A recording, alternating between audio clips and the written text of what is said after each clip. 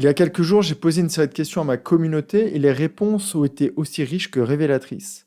Aujourd'hui, j'ai envie de te partager 5 erreurs fréquentes qui sont ressorties du questionnaire et qu'on retrouve chez beaucoup de personnes autour de nous et peut-être aussi chez toi sans que tu t'en rendes compte.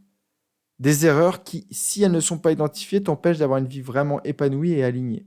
On va parler de pouvoir personnel, de passage à l'action, de surresponsabilisation, de blocage lié au passé et de cette tendance à attendre un changement extérieur avant d'oser bouger.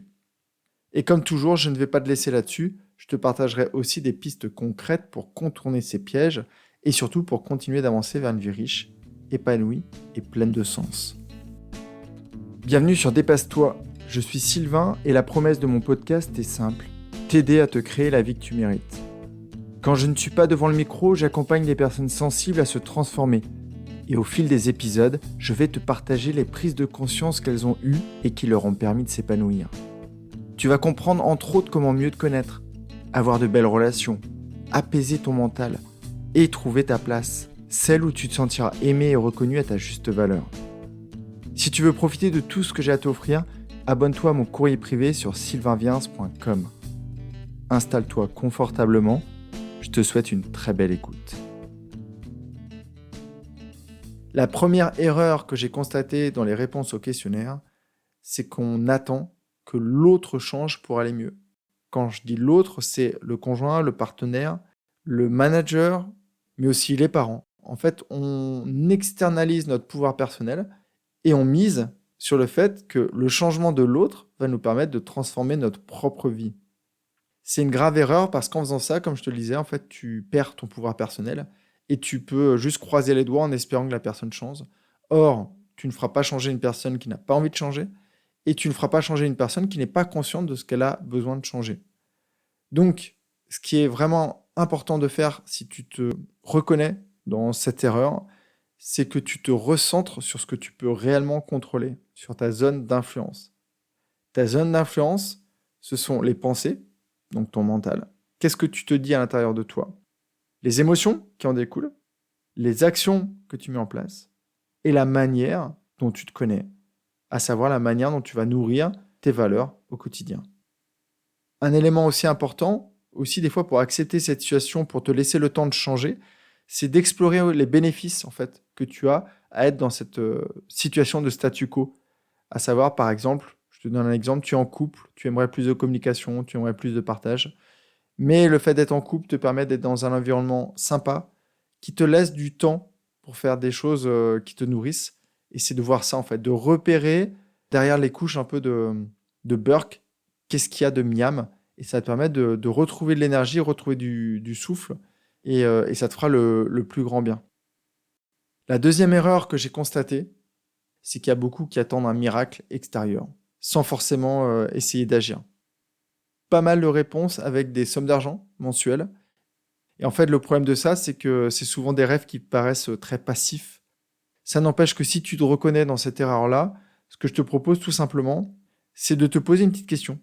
C'est OK, tu as ce rêve, tu as cette envie, ça te paraît peut-être aujourd'hui impossible à atteindre, et te poser juste la question, qu'est-ce que je peux poser comme petit pas vers ce truc?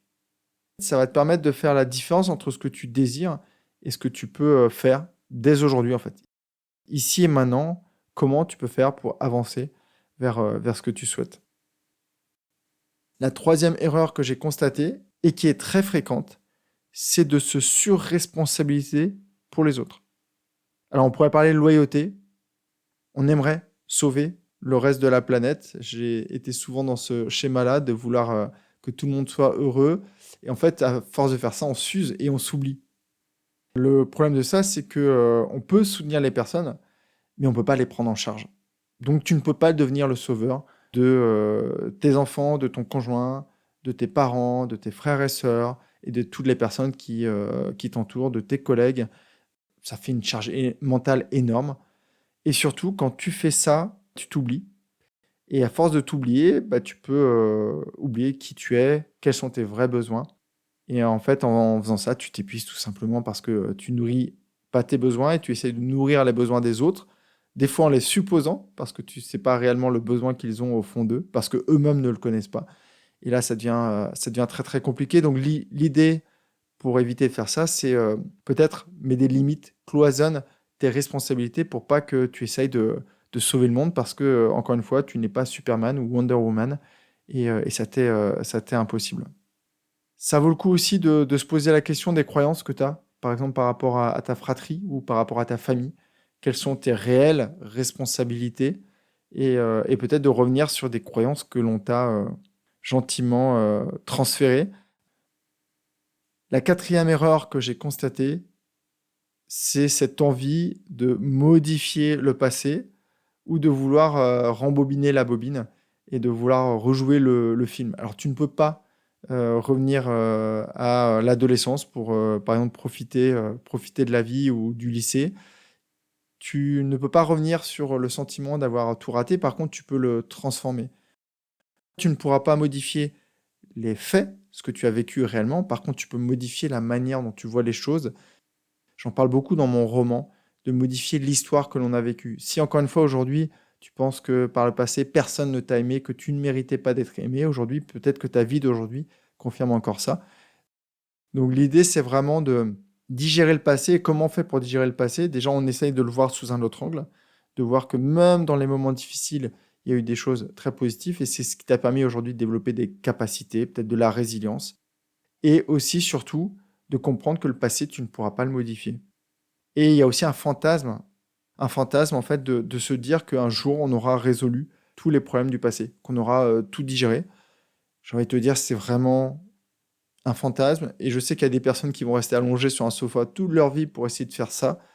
Et l'idée, c'est pas forcément de tout régler le passé ou de tout revivre le passé, mais c'est de le faire suffisamment au moment où ça vaut le coup. Par exemple, aujourd'hui, j'ai l'impression d'avoir digéré mon passé, mais peut-être que demain, je vais vivre une situation, je vais avoir un schéma, un comportement, et je vais me dire, oula, ça me rappelle le petit Sylvain quand il était sur la cour d'école ou quand il était face à ses grands-parents.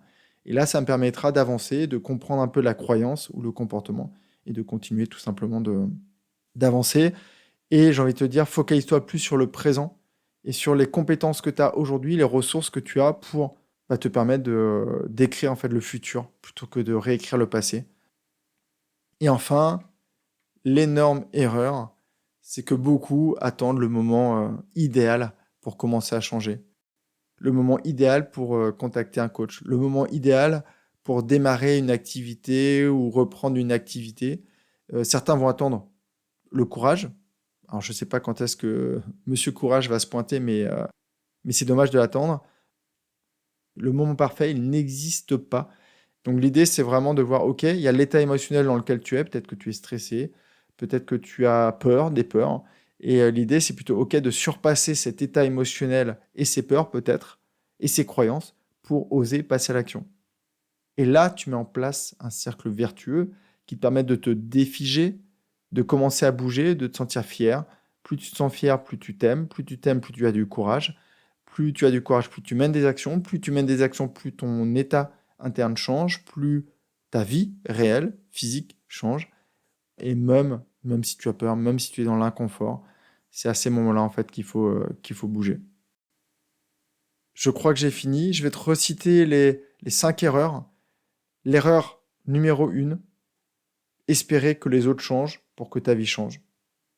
L'erreur numéro 2, attendre un miracle extérieur. L'erreur numéro 3, te surresponsabiliser et essayer de sauver les autres en t'oubliant. L'erreur numéro 4, essayer de vouloir tout recommencer ou d'idéaliser le passé et d'y rester beaucoup trop longtemps et de ne pas profiter du présent. Et la 5e chose, imaginer qu'à un moment, tu seras prête ou tu seras prêt, que tu auras la confiance, la sérénité, peut-être les moyens financiers de mener à bien tes projets. Malheureusement, beaucoup vont attendre toute leur vie et ne feront jamais rien. Donc si jamais aujourd'hui tu sens que c'est le moment de bouger, fais-toi épauler si tu as besoin d'aide et passe à l'action tout de suite. Donc là, la question que j'aurais envie de te poser, c'est qu'aimerais-tu qu'il se passe dans ta vie et qu'est-ce que tu peux faire aujourd'hui? Une toute petite micro-action pour commencer à avancer vers cette vie idéale. Je t'envoie plein de belles énergies, j'espère que tu auras apprécié l'épisode et moi je te souhaite une magnifique journée, prends bien soin de toi et à la prochaine. Bye bye. Si ce que tu as entendu t'a plu, je t'invite à continuer ton cheminement sur mon site sylvainviens.com. Et avant de poursuivre, pense à t'abonner à mes épisodes ici même sur la plateforme d'écoute et pense à partager ce message avec une personne qui t'est chère et qui, comme toi, mérite une vie riche et épanouie.